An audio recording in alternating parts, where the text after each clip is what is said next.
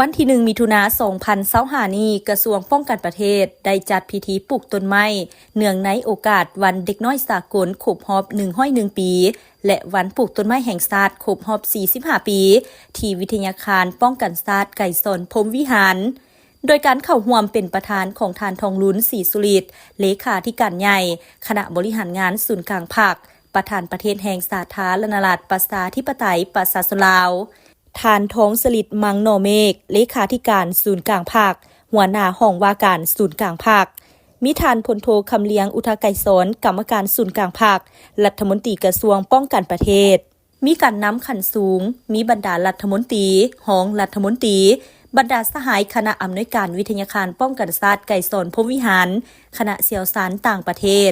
มีพนักงานนักรบนักศึกษาและน้องน้อยเยาวชนเข้าร่วมในพิธีสหายพลจตวาจันดีสุริวงศ์ศักดิ์หัวหน้ากลุ่มใหญ่พลาธิการกองทัพได้กล่าวเปิดพิธีว่าโดยทุกๆปีพนักงานทหารตำรวจนักเรียนฮู้ปัญญาชนและสั้นคนต่างๆอยู่ขันศูนย์กลางและท้องถิ่นในขอบเขตทั่วประเทศได้พากันจัดกิจกรรมอย่างเป็นขบวนฝดฟื้นเพื่อปลูกไม้ให้เป็นป่าแน่ใส่เฮ็ดให้เนื้อที่ป่าปกหุ่มทั่วประเทศให้ได้70 ส่วนห้อยในปี 2025 ตามทิศทางและคาดหมายของรัฐบาลตลอดระยะที่ผ่านมาพรรคและรัฐบาลสาธารณรัฐประชาธิปไตยประชาชนลาวเห็นได้ความสำคัญของเวียกงานคุ้มครองปกปักรักษาทรัพยากรธรรมชาติและสิ่งแวดล้อม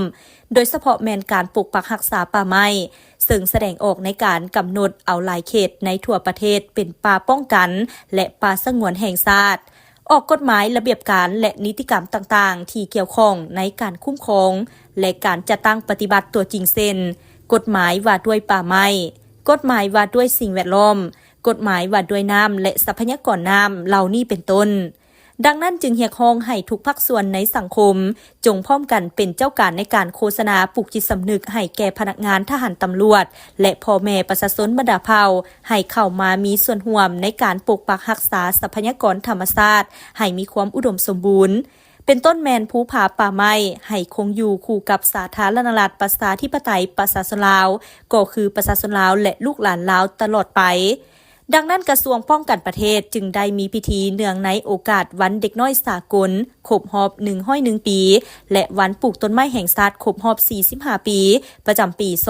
2025ร่วมกับการนำขันสูงของภาครัฐที่ได้มาร่วมกันปลูกต้นไม้อยู่บริเวณขอบเขตพื้นที่ของวิทยาคารป้องกันชาติไก่สนพรหมวิหาร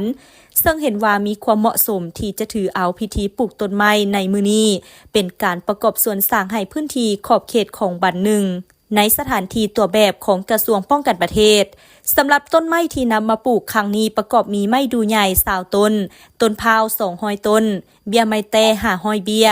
ปูนขาวและฝุ่น300 ถุง